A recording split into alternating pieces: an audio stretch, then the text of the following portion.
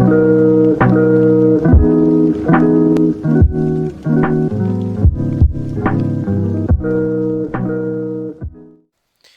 folks, welcome back to another episode of Casting Conflict. Today we've got the final matchup here for our for April. As last time we did see Vesa take on Bolas and giving Bolas another set loss, unfortunately, while giving Vesa another set win as Vesa climbs his way up, looking to be in contention for our playoff spot, if not at the very top of our seed for our Raka Rumble.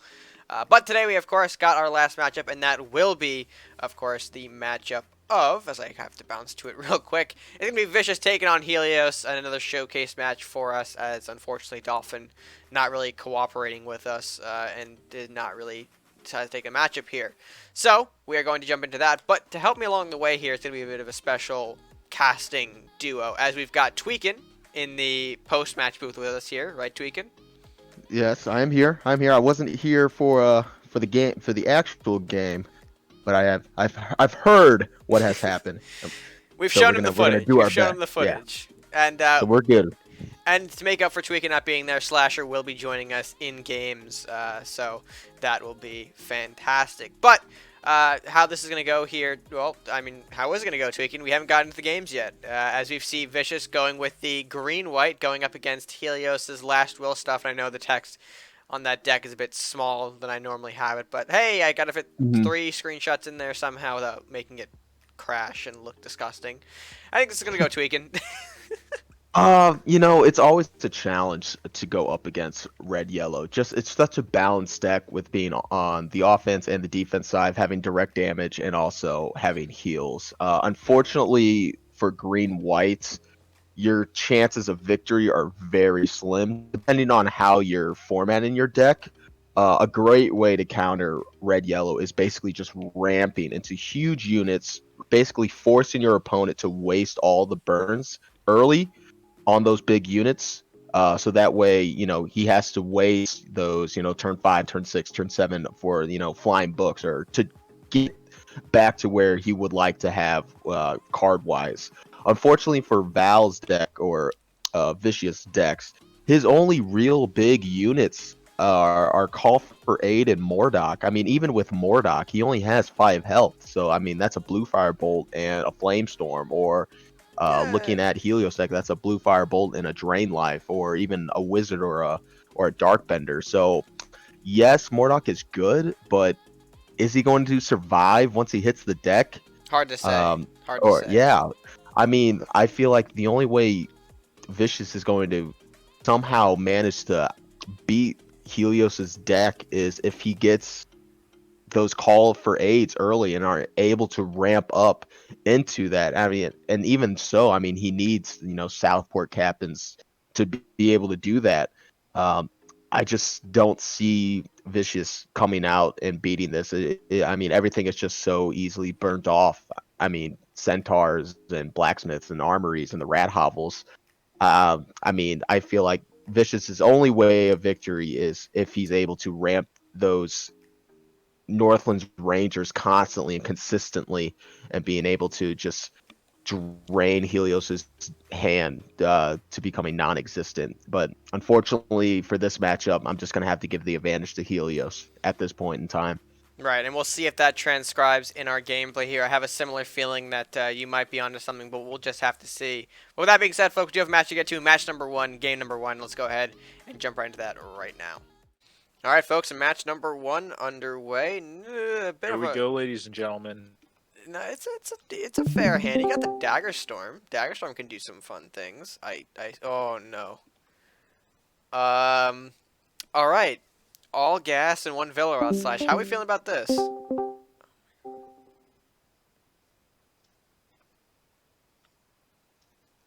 Alright, slash.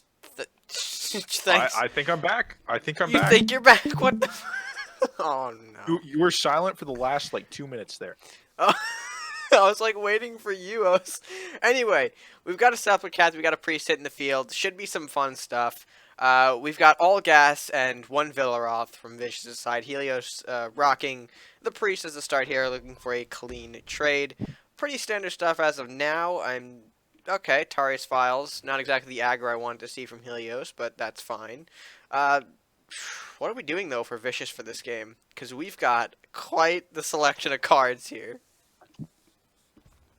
I would have liked to see a second Southport here, and possibly a blacksmith, but I think this is also just as correct. The issue that he's having right now is that Vileroth is only good against enemy units, and I mean the deck that Helios is going to be rocking here isn't going to be looking to have to almost deal with it at all. I mean, it's 2 Dragon's Fires, and it's just any other unit. It just dies to burn. Right. So we'll see if he takes the, or see if Vicious takes a more aggressive approach here. He can Dagger Storm this books here to cut off that draw. Not going to do so. Instead, looking to trade with the books. Okay, so allowing the red-yellow deck to get the draw. Not exactly sure how I feel about that, but okay. We're going to give Val the draw here. Gets a Dwarven Scope. Horseman hitting the board. That's going to take away the Armory. That's a bit of disappointment from Vicious' side, I can imagine here. And we're setting up nicely for a weird Flame Storm here on that side. And yeah, I mean, here's where if we did have the Southport earlier, we could have gotten a Mordock down turn 6. That would have been pretty nice. But I mean, we can still do it. We set up maybe a Mordock Scope. Do you think that's the play that we want to go for here? I think that's his only option. The concern that I have, though, is that we've already seen Helios start to get his card engine going, where he begins to having those big hands, which allow him to keep on having those draw cards filter back into his hand, which allows him to, once again, keep the cycle going. And in that, he can start playing super cheap cards like Witch Bolt and getting value out of them. And even though it may help out Vicious's hand, it's one of those where Helios can start burning out faster than Vicious can play the cards almost. I think the concern that he's really going to that may come back like straight up to just bite him in the butt is going to be that there's no way he's going to be able to hit castles, or there's no way he's ever going to be able to get room because it's already too late. We already see that all of his buffs are getting burned off. He's not really able to maintain board presence without simply just losing it to smaller units. Yeah, I'd be really curious to see if this Mordock could actually get the Dwarven Scope. I think that'd be the play to go for, I think. But going to be hard, like you said, to even get that down just by the way Helios is playing out this game.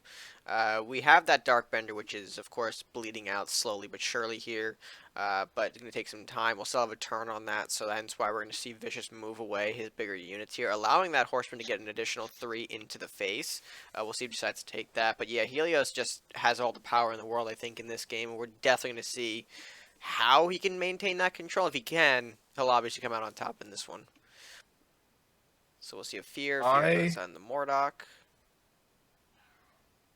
I just like the positioning he had of that Mordock. It doesn't matter at this point, especially after the burn. Yep. But if he had played that Mordock one further down, he could have threatened a much deadlier Mordock scope. I think that that's not the spread he was looking for, that's for sure. Nope, I think he wanted some of it to hit the Horseman here. It does get additional bleed on Darkbender, which really wasn't needed here. The book only gets, what, just the 1? Not enough to really make a huge impact. It'll still come in for an additional 3, which, again, not what Vicious wants to see, considering that, you know, he's already down a lot in terms of resources here. And, I mean, only with the Dagger Storm and Execution. I mean, he's going to have to execute this general right now just to kind of put Helios off that Tarius Vile draw. Throwing out the Maddie as well. Going to get him a Sea Witch. He will use the Maddie also to connect with the books here, which with the bleed will take it out, so he doesn't have to actually waste his Blacksmith, which is good. But yeah, and he leaves a Sea Witch out, very vulnerable to burn, especially against the red-yellow deck that may not survive. I hate to say it, but I think this match in many ways is already over. Probably is. Helios just has such great board control, and I'm in many ways it's a hard counter unless Vicious starts pulling something like Call for Aid or some of those big Druid cards that can also draw. Not Tarius. As nice as that is, that's not going to solve the game for him. No. I think it's just a delayment of one turn. I would like to see that Maddie placed 1 square lower so he could hit the Darkbender. But honestly, no matter what, I don't think it's... It's pretty much sort of a lost cause. Ship. Yeah. The lost cause, sinking ship. It's really just Helios playing out his board, playing out his cards, which is kind of curious as to, you know, why we're keeping things like the Wizard back. I get maybe the Andrew, but, you know, keeping the Lumberjack back Wizard back. It seems unusual here. Bit of a small burst, though, from Vicious as we're seeing the Centaur collide with that Wizard, taking it out and forcing Helios maybe on a bit more defensive approach here. I mean, Lumberjack, he's going to probably pull a card, power up Andrew. Yep, going to connect to the Lich, giving him more power because that last will effect does, in fact, buff Andrew as well. And then here we're probably going to see some more gas. Okay, Taria's file is setting up for a huge Flamestorm potentially, but not at the moment here. Got to get the Centaur alive for a bit of a forward chip to face, but not a whole lot that's going to do for you right now. Pulling Witch and Onslaught for turn. I think this was a really bad turn actually here for Helios, especially now that I mean, Vicious should be able to hit base now for 5, which is, I mean, that's nothing to laugh at, but it's not the end of the game we would have liked to see. I think it's one of those where Vicious is in much better of a position than he was a single turn ago even. Because a lot of the potential. That being said, though, for all we know, Flamestorm comes out, ends the game right now. Oh, yeah, that would be an absolute killer. Two Taria's files giving him what, that +4/+4 buff? Yeah, it'd be enough to take out the castle. Salhar Rider doing a little bit of work here, powering up Andrew, and yeah, there's Dragon's Fire. There's the game. Yep, that is Nicely played by Helios. Yeah, I mean the deck just fired on all cylinders for him here.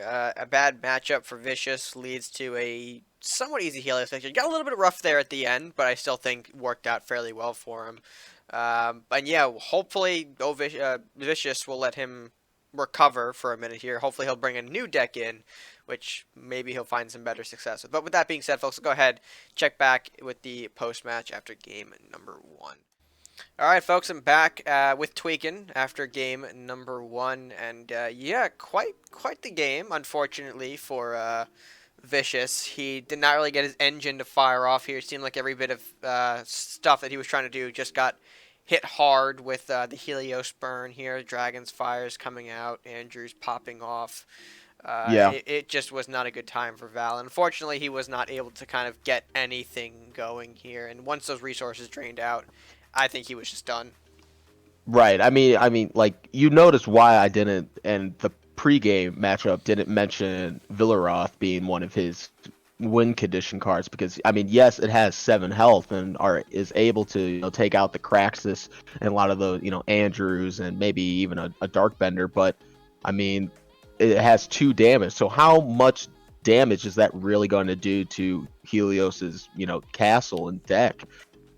Unfortunately, we didn't see any call for aids. We did see a Mordok, but that was easily burnt off. I mean, it was just so predictable what was going to happen in this first matchup if he didn't have any call for aid. We were just going to see everything being burnt off, just not enough firepower, not enough damage to be able to even come close to killing Helios. I mean, even if you don't have the call for aid or Mordocs, you're just hoping that your blacksmiths and your armories will be able to survive long enough where you might be able to do some funny companion stuff. But even then, I don't think any smart player would allow, if you have the ability to burn off those global buffs, I don't think any smart player would allow their opponent to have those armories and blacksmiths just sit in the back the entire game. I mean, it was kind of more unfortunate too. And I'm just sorry to cut you off here on that one. No. It was just kind of sad because we also saw that a lot of the burn on the back row here, like the armories and blacks, like you mentioned, were also for Horseman got a few lucky shots from the back row. Eliminating that really, really hurts Val's chances going forward. Right. The more he lost on those global buff fronts, the harder it was going to be for him to keep up. And I think we just saw that hit hard. So right. Bit of a rough one here. Like, Val's deck is fine. Going up against any other sort of deck, but it's just a bad matchup for a last will / no interactions type deck. It just doesn't match up well, unfortunately. And I think we heard Slash say the same thing at the end of the day. It was just a bad matchup for Vicious' side of things, and hopefully he'll be able to bounce back here in game number 2. Excited to see what he brings as a counter to Helios' deck now that he knows what he's going up against here. And hopefully, maybe we can get Helios off of this build in game number 3 if we can push it there. But only one way to find out if we can get there. Let's go ahead and jump in to match number 2. All right, folks, game number 2 now underway. And what a choice we've got here. slash. That's for sure. No. I've seen a little bit of this deck. A little bit of background. I think Unhelpful Yoda ran this last year, actually around this time, and it is a competitive deck. Most players frown on it. It's called Dragon Party, and as most of you can imagine, it is dragons with War Party. So I think this is going to be a very interesting matchup, seeing how it plays out. Did we see War Party? I thought we saw Search for Truth, but I don't know. I wasn't looking at the don't know list. if I saw War Party. Oh, it's a lot of green If drakes, it though. doesn't have War Party, I think he's going to be better off if he doesn't have War Party in this situation, just because of the last will potential of just dumping on the board and burning everything off. Is he gonna But make it to with turn a hand 10? like this, with a hand like this is really, really hard. I mean, I see. In many ways, you There's a clear line where he just goes monk into green, green, green, Yenneroth, right? Like that seems to be the line. I think in many ways he'd be doing better here with War Party just because of that early game stall. But at the same time, you're about to hit this chain of green drakes, and you're Oh, only down 5 health, which you I have mean a cleric. that's still a quarter of your castle. But We do have a cleric to mess around. Oh, and a church. Oh, the turn 6. Oh, he didn't play the stronger one. That's fine. he did it right though. Yeah. Well, we do have a big turn 6 healing play. We've got a cleric into a church. We are going to get aggressive with the wizard here. He better have a blocker for that. If he's going to expend it enough to actually reach that green drake. He does have the banshee. Okay. That seems good. We do have a book. We do have a unit, but not enough to actually reach the wizard, unfortunately. So we can't get to it this turn. Do you think that possibly Flying Books Church is the right play? Well, he might go for Cleric Church. Yeah, he's gonna go for Cleric I think Church. So Flying Books would have been so much better here. yeah, because obviously this deck likes to, put some cards in hand for some options later. But I guess trying to bait out maybe a burn against the Cleric so he's not losing the draw. That's just my idea with it. Helios is going to retreat those range units back now, given the time to do so. And same with the Banshee, implying that there is a bigger Last Will plan in hand already. Potentially an Andrew now sitting in the wings that we have to concern ourselves with. If I were Vicious here, probably establish that. Do we establish the books, or do we get a Green Faithful out for some ominous threats here? I think we are going to go for books. Looks like books Faithful for turn. Seems okay. I think I would have preferred to have gone with the stronger of the 2 green drakes, the one that he pulled from his Dragon Search card, simply due to the fact that you're looking to have that Aeroth potential. Right. And currently, I mean, with a 2/4, you're not threatening to kill off his entire back line. But if he had those 2 other cards out, it's really much scarier for the slower playing of the 2 players, which is here is definitely going to be Last Will and Helios. I'm just going to cut you off here. Wasn't both of those green drakes from a Dragon Search, though? He already played the weaker one. They're both a 5/6 technically. They might be. I might be completely off on. Rax is a very good pull here, though. Yeah. I'm surprised to see Dramoth, but it's one of those where if he can play it, it's good. I think Dramoth, I don't know if he has lore in this. I mean, we saw the Search for Truth, which I guess is how Dramoth gets that reduced cost. I'm hoping lore is in the deck somewhere, so that way we're not relying on Search entirely, and we can actually play this Dramoth, but hopefully we'll see that kick into play here. And now that we're moving into turn 9 here, I mean, Helios just spinning out a bunch of additional units and cards here onto the board. Another Banshee, Tarius Files. We do have the room to play Yenneroth now. He's moved to turn 9, plus Freezing Pillar. Ooh. Okay. Pillar is... This is a very Ooh. interesting game state because the Burning Sun, I'm going to assume Helios has no idea about. So you don't want to play it until you have that Andrew basically guaranteed to be cleaned up. We also see the stall coming into hand with Freezing Pillar where you basically can freeze off for a turn 2 or 3 units. I think at this point he needs to play slow, simply move his Praxis up slightly or move it up 1 space or down 1 space and simply get himself a better position than to actually be looking for a trade this. Right. I dislike it going full forward though. You think so? I mean, it's going to allow both the Banshees to go into this Craxus. Again, buffing up the Andrew, and I think giving the Burning Sun just a little bit of value if he has to Darkbender, shotgun it. the Darkbender can't range, but the Wizard can, and it's the Wizard that I think is especially with an Oh. Ekin. I think that in many ways is very much the game. I dislike the fact that he's not doing it on the Wizard. I understand why he's not. He wants to keep the Wizard back, but it's a position where I think he doesn't have to because of how well he just traded, and as long as he doesn't full push both these Andrews and set up some kind of big freeze, it's simply just a winning position now for Helios, where he's converted this very, very nicely.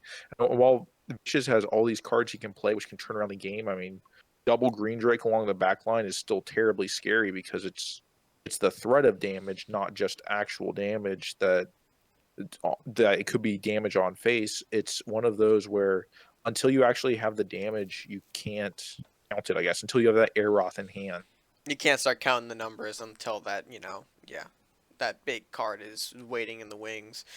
We do play an aggressive freezing pillar though for Vicious's turn, freezing off that Darkbender up top there, neutralizing the Banshee as well, leaving a lot of Helios's back stuff free to roam for this turn.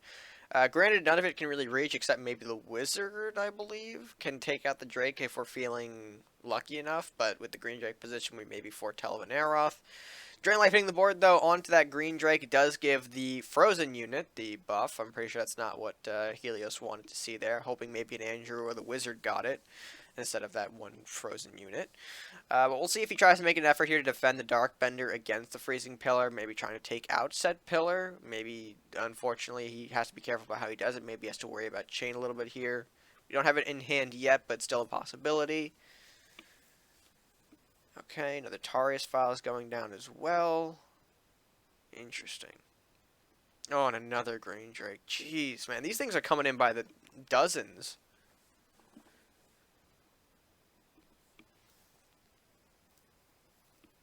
Alright, another Green Drake. I'd be very, very scared, though, if I was in Helios's position, because in many ways, you're only ever one Aeroth away from just losing the game. That is true. But yeah, I mean, with these Green Drakes, we're looking at the rest of Ovicious's hand here, and he really can't do much, unfortunately. Like, if he loses the Green Drakes, I think that's just it. He has the Yenaroth for a turnstile, sure, but, I mean, he can't play the Dremoth. The Burning Sun, he has to really wait for that prime opportunity to neutralize these Andrews, and they're just going to go ahead and trade now. He can actually, I think... Oh, he'll use probably the Wizard to take it out, but, I mean, like, hey, we can get rid of that Andrew now if we want to with the Burning Sun. Doesn't really feel valuable, though, but hey, it could happen.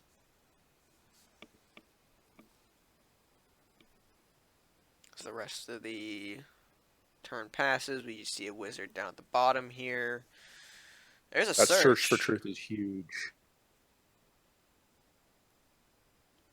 We're And he gets nothing for it.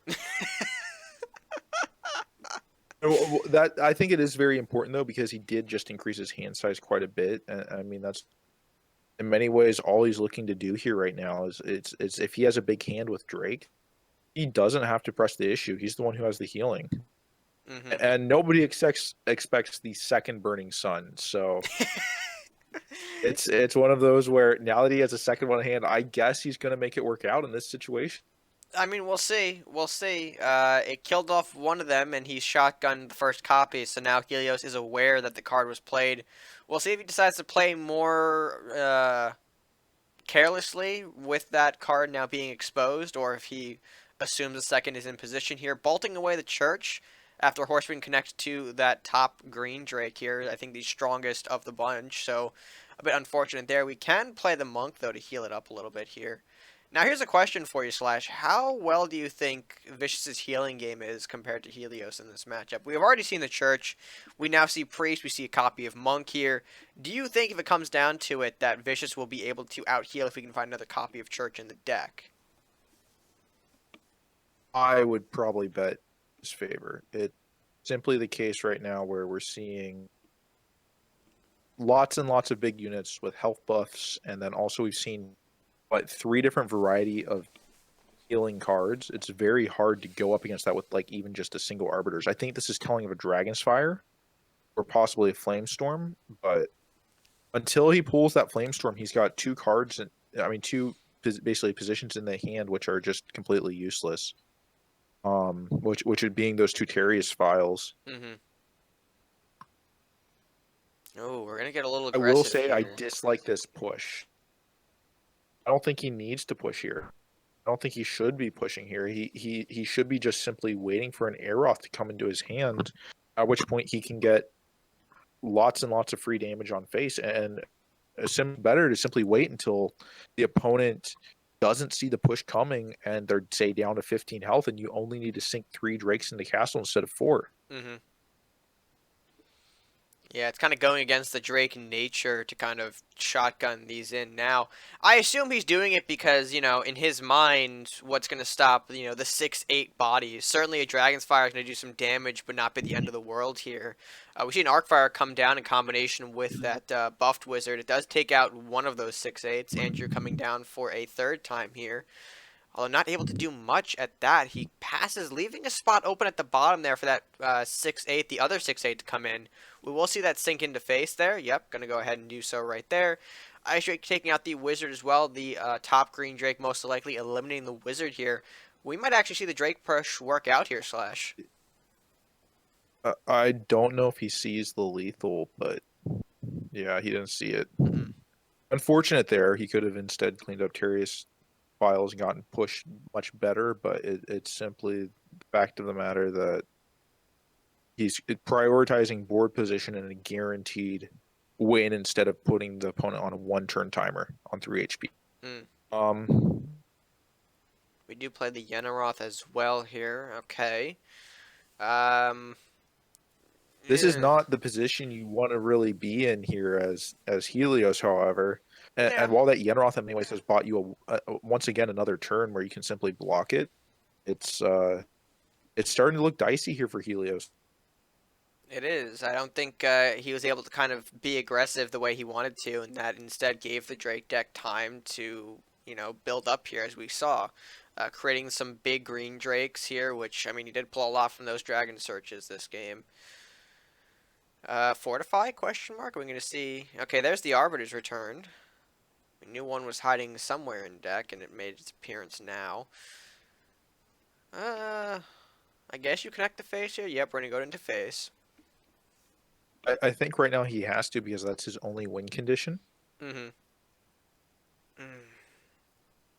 Second Dramoth coming into hand with no possibility for either of them to be played right now. I wonder if this is going to come back to bite Vish. Yeah, you have to wonder at that. I kind of dislike the Lumberjack being put back for defense. Not enough gold for the Burning Sun, unfortunately. He did play double Pega this turn. Not sure if he realized those are, of course, 5 gold. 5 gold I think the each. Yenaroth was a big mistake. And that turn he should have played Burning Sun instead.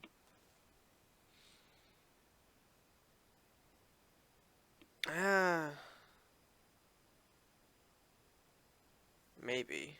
Kraxus hits the board now. It does kill off the Yenaroth, giving Helios the draw. 2 gold left in hand, using Andrews to clean up those big green Drakes, which makes sense. I think that... does that leave them liable to be removed by Burning Sun now? I'm not entirely sure. Yes, both of them can be removed. Okay. I'm just making sure that math adds up here. If it removes, I think, that 5 base, right? That it can be just removed by Burning Sun. If Vicious had double pushed Unicorn here, he would have won the game this turn. Right. And it's the unfortunate truth here, but and it's just this passive play here. I think is really starting to hurt him more and more. And until he gets healing back into his hand, it's going to keep on hurting him. Here, I think he should still be pushing, creating that timer because you're seeing these big units come out, which are going to keep on generating draw for Helios. But until you get your big units out, which are the 2 Dramoths in your hand, I mean, your hand size is only 2 right now. Pegacorn 1 goes down into the cracks, giving Helios that one additional card here. He did miss that one draw. I don't think he realized that he was at the hand size, unfortunately. It shouldn't be too much of a problem, though. Helios might be forced to use a... Okay, we're going with the Arcanon General, so not the Arbiter that I was expecting for maybe a heal, but Tarius Files is fine too. Get a reduced cost and maybe another card that we could play here. Something to remove that 2/5, though. Books is not going to be the card to do that. I'm getting really concerned here for Helios because this is not what you want to see. I mean, if we see something like a Witch Bolt, Fear coming out, which is very nice here, but it's only a delaying tactic. It has to be Craxus Priest, right? Never mind. Let's see. I guess we're going to test him on Arbiters, but I would personally prefer to see Craxus Priest here because you're creating a bigger threat. And I mean, next turn you always have the option of Arbiters, but... No, I think he's being greedy going with the Arbiters now just to kind of try and put the game away. I think in his mind, even if another Arbiter comes down, he has to expend, what, 9 gold for that for the turn here? Yeah. And with how much he's, again, going to push with maybe this new Pegacorn, the books in the back, it's forcing Helios to either have the card or not have the card here. Fear coming out, still allowed to play. Okay, Lumberjack, Any new What ones if that we he's running draw? hot? That's true. What if he's running Hand to the hands? Saint? I would have been so incredible. No, he's not. And that's the game number 2. Closed and shut for Vicious Val. And it looks like we're going to a game number 3 here, Red. Yeah, game number 3 indeed after the blue-yellow dragons come in. Let's go ahead and move into that post-match, though, as we're now exposing Discord stuff. Alright, folks, back with Tweaking for game number 2, and woof, what a game for Vicious. I'm actually taking, I'm taking a little bit of back right now, to be honest, Tweaking, because I'm looking at this build. Me and Slash are mentioning, I think, nearly that entire time, you know, the fact that he was waiting for Aeroth. And now I'm looking at it, man does not decide to run Aeroth in his build. Yeah. I think everyone was waiting on an Aeroth to be drawn. But I mean, if you're running dragons and, you know, you have Vikings, you can only assume, and like, you know, 9 out of 10 times, there's an Aeroth going to come out eventually, right? It's just because it's the bread and butter of Drake decks. It's how they work so Right. well, just pushing those big bodies in for, you know, the clean lethal at that point. It's really Especially fascinating how- to see how it's just not here. Yeah, and especially how, you know, defensively Val was playing that entire match. I mean, he was kind of just holding back his Drakes for, you know, pretty much the entire match. Now, granted, he probably was doing that because of, you know, the Wizard and the Darkbender being out, but, you know, to my point, I was thinking he was just waiting to, you know, just catapult them all the way to the back of his base and, you know, hit his face for everything. Yeah, kind of just a weird realization, I guess, on my front. But I mean, it worked well. I mean, at the end of the day here, the Burning Suns were effective. Unfortunately, we didn't really get to see the Dragon Lore come into play here, or the Dremoths that he ended up drawing.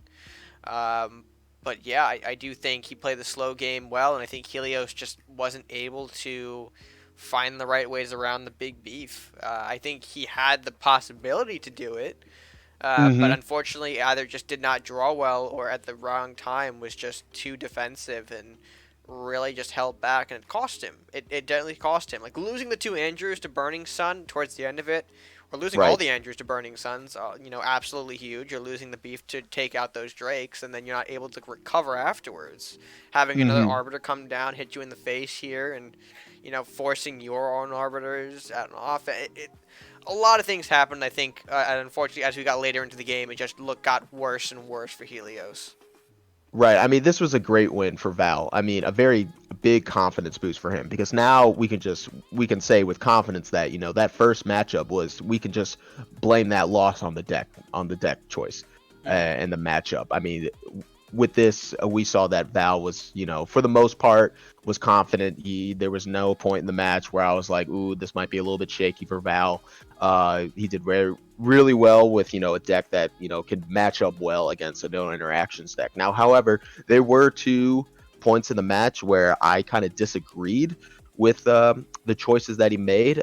One being deciding to play the Yenneroth instead of the Burning Sun towards the later part of the match, where he basically had his entire force on Helios's face and was threatening to end the game. Personally, and Slash also commented on this. I think the what we would have done was played Burning Sun to weaken those Andrews and having Helios force to beef them back up and not have the chance to heal and try to get rid of all those units To make while way for also our, yeah. To just make right way for and our also face beating. right, and if he wasn't, that next turn being able to attack his castle again. Now when you play Yenneroth, you won't have that option, so Helios basically had the opportunity to not just forget about all those units because they were going to be frozen next turn. So he could heal up, he could sacrifice some more cards to beef up his Andrews even more, and he really just had to worry about one card, the Yanneroth, because that was the only card that was going to be able to attack next turn. Right. Outside of that, the next mistake that I thought Val made was again towards the end of the match, where he had Helios down to 1 or 2 health, and it was with either the Pegacorn and the Monk and either the Lumberjack. I think at that point in time, Val had to realize that Helios had to play Arbiters Hmm. to extend the game, or at the very least play a Priest. So I think the best possible move there was to rush his units forward, um, because Helios wouldn't have been able to end the game with a single Arbiter. Um, Right. so and so not rushing your units to basically threaten castle, you're giving Helios a little bit more time to heal up and gather some force in the back to defend from those pushing units.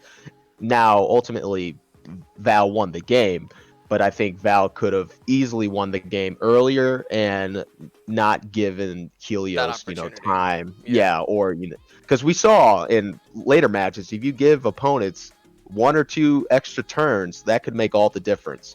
So I would have liked to see Val, be a little bit more aggressive towards the end when he did decide to push his units. I think ultimately it was just the fact that maybe he just messed up his math a little bit here, missed the lethal that was on the board here, and thereby given the opportunity to Helios. But that is a point that you mentioned here. I like that you mentioned that giving him that opportunity here is dangerous Hmm. because we're at the level of play where one turn is just it's not just a turn; it could be a whole game swinging event here. Right. That again could have just bit him in the ass if he wasn't watching out for it. So I do think you have some Hmm. strong points there here. And Val, while taking the game, could have done it a little bit more efficiently. But regardless, we do have another game to get to. We do have to push to game 3 after all. So let's see if Vicious can come out here with the reverse sweep or if Helios will take the set. All will be decided in game number 3. All right, folks, and for match number 3, we had a bit of a reset policy or restart policy enforcement, I guess, is what I want to call it. Anyway, it was used, so we are now resetting here for a game number 3, Mulligan on Val's side of things. He's opened up the Lumberjack, though, in a bit of a much better start from, I would say, Slash in this one. Yeah, he had a really good mulligan, considering he had, I believe, 2 mercenary executions and a alpha raid there. And a Not Villaroth, exactly what yeah. you want to be playing. Yeah. So now we'll see a more decent start here. Lumberjack going to meet this Salahar right in the middle. Blacksmith being played with coin to go ahead and jump into action there. I do think he maybe could have gotten away with just pushing back up. I don't think he had to use the coin, but to each man his own here. Flying Books comes out for another appearance on the board here. Probably going to intercept. Do I Dagger Storm here or do I... Ooh, Thief is a good pull. I would definitely Dagger Storm. One of those where you don't want to get that card engine going early game. You'd rather they have to be playing stuff like books turn 5 and 6, but I see that Vicious has different plans. He forgoes your words of wisdom, Slash. He instead plays the Elvish Thief, and uses, or at least he uses the opportunity here with that card draw to play a Darkbender. I almost said Blacksmith, and just put the books up for draw here. Man, I'm just getting confused with my words tonight here as we wait for Vicious's next turn. Could play a Centaur if he wants to, although I imagine he would want to wait for maybe another buff, so that way the Centaur can actually connect to take out the Dark Bender. I think Dagger Storm here is a very good play. I'll be interested to see if he makes that trade and doesn't play Dagger Storm. For all we know, he has some other play. I think he's ramping into something, but I don't think he has too much that he can terribly will get too much value out of ramping into. I think he's seeing Double Companion as a ramp target, which I don't necessarily agree with, especially for taking out the Dark Bender when we could just Dagger Storm and do a clean 1-for-1. And while I understand you're getting a lot of units down at this, on the enemy side of the board, the issue you're about to run into is, let's say that next turn you're going to have Dragon's Fire coming out. Let's say it hits the board, all of a sudden you're down your entire board, you've got nothing out there, and all you've done is trade units for basically nothing. Well, here's a Dagger Good Storm Dagger Storm now. spread there. Yeah, I would say an incredible one for him. He can now Centaur to eliminate the Dark Bender this turn if he wants to, or save it for that way when the Wizard dies in the next turn. We could also take out the Dark Bender as well. Great spread here. I think he's just played the safe, goes with the Maddie, and passes back. And Karasume, interesting pull, not the worst, but especially with so many bounce targets, maybe not the best. Obviously, you don't want to be bouncing back Blacksmith, but bouncing back something like a Maddie or Southport is not too shabby, I would say. It'd be very interesting to see Scope Bestial Rage come out here. And there goes Karasume. Oh, well, it's never going to come out on Karasume. The Bolt in action eliminates Karasume from the matchup here. Unfortunately, the range unit's not going to do much for Helios, as now we're going to see Centaur kick in and I assume eliminate the Dark Bender, right? I mean, that's what I'd do.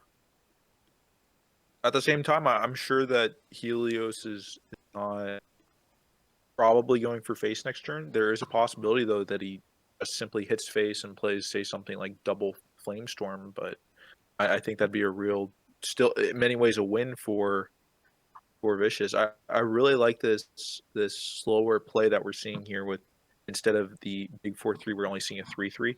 I think it's something where we're probably going to see burns come out instead of actual units to trade here. That's partially a burn. Headless Horseman Dexter eliminates the Spiny, using the body to eliminate the Southport Captain, playing a Wizard for turn. This can be removed by the Centaur, though, still, which I think is going to be some interesting value for Vicious if he wants to take that now.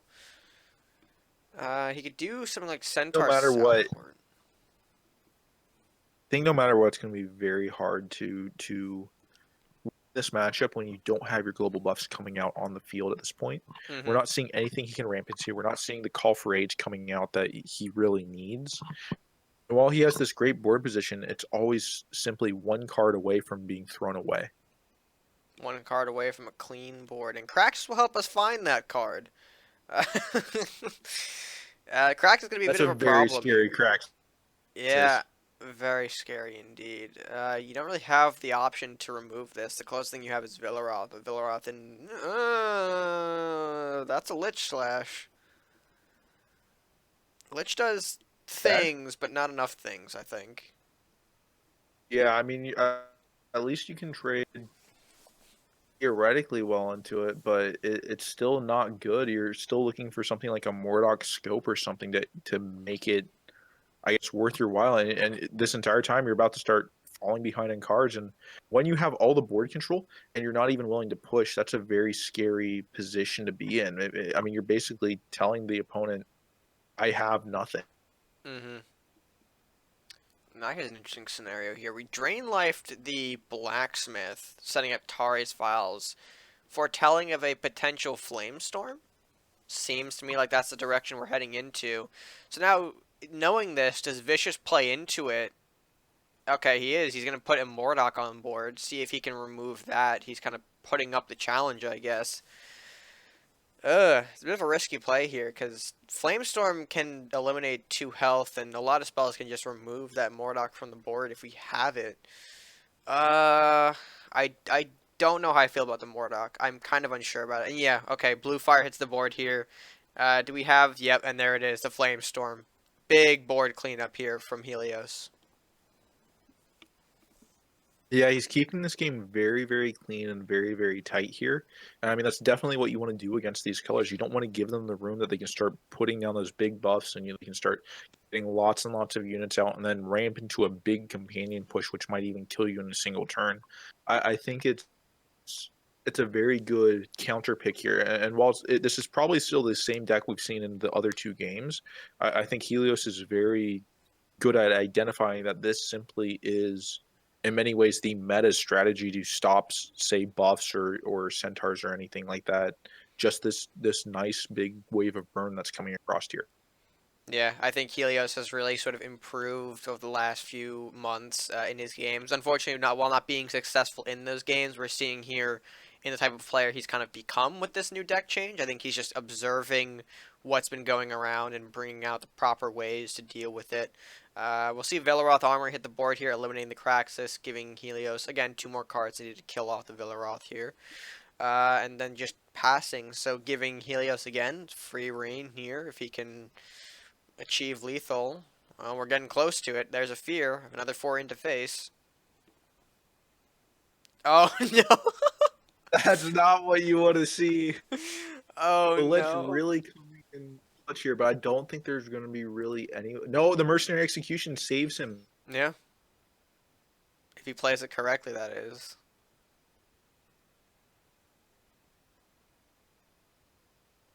I think he gave him the Lumberjack. I was waiting for the Lich Freeze to pop off. I'm not gonna lie. He does have to There's eliminate no the Dark way Bender. he has to play it. He has to play it on the Dark Bender. Yeah, he has to. There's no other way. I think here. he knows it, but he hates the fact that he has to. Well, it's also a matter of, like, does he have to put it into Priest too? Like, I think the play here, unfortunately, is He has to put it yeah. into Priest because of burn. It's simply. No. I think there's going to be burn in Helios's hand here. Oh no. No, there's Arbiter, and It didn't matter. It didn't even matter. An Arbiter's coming out and closing out match number 3. Ah. You hate to see it. You hate to see it. But damn, what a great set, I would say. I mean, game 2, really some nice back and forth. Even game 3, a very well played game from Helios here. So overall, quite a set here. But Slash, let's go ahead and take a look at the post match here and see how this match ended off. All right, folks, and we're back after game number 3. Tweakin', we're joined by you again here to go over what happened in an unfortunate tale for Vicious here, as he unfortunately loses his debut in Season 2 to Helios. Ugh. I thought he had it. He looked good most of the game here, but those last, the late game here, man, it hit him like a freight train. It hit him like a heavy-ass freight train. Yeah, unfortunately, I figured it was going to be the same outcome as the first game. His only saving grace was going to be if he was going to be able to get those call evades out. But, I mean, like the Craxus, I mean, if you just look at Val's deck, I mean, outside of the Velaroth and maybe a Scope Mordock or a Scope Sea Witch and The Rangers. And a Ranger, I mean, you're just feeding more cards into Helios to get rid of that. So you're just playing into Helios's strategy. So there was an opportunity where he might have done something a little bit funky when he pulled out that I'm blanking on the card name, but it was the return mage. Karasume, yeah, thank you. If it would have survived, I would love to see, and Slasher also commented on this, a Scope Rampage to maybe do some funky companion hit castle bound and just do some funny thing. But with Helios's deck choice, I mean, you can only assume, which we saw, that was going to get burnt off instantly as soon as he saw what type of mage he got. So it's unfortunate. I mean, that's just how, the cookie crumbles when you come up against, certain decks. Some decks work well against others. Some decks, it's just a hard counter. Yeah, it's just a hard counter. But what Val can take from this is, it was just a bad matchup. When he was able to change up decks, he got that win. So he knows that he can compete against these type of players. And just mark up this matchup as, bad deck matchup, and just get ready for the next one. More practice in the spotlight, as I like to say here, especially for this level of play here. But I mean, congrats to Helios also. I mean, we can't take away this as his first set victory here Yeah. on the series here. That does put him up one spot higher above Bolas in our competition. One last person who is left in that have yet to find a win column is Bolas. That's one But way to say it. Helios is out of that area. He is now Mhm. one less man. He is free of that prison, free of those shackles. But I think with that being said, we will throw out the leaderboard now after this game, just to show you guys how this impacts our standings, which I kind of already said. But hey, look, we get to look at it in visual form now. So let's go to that. Yay!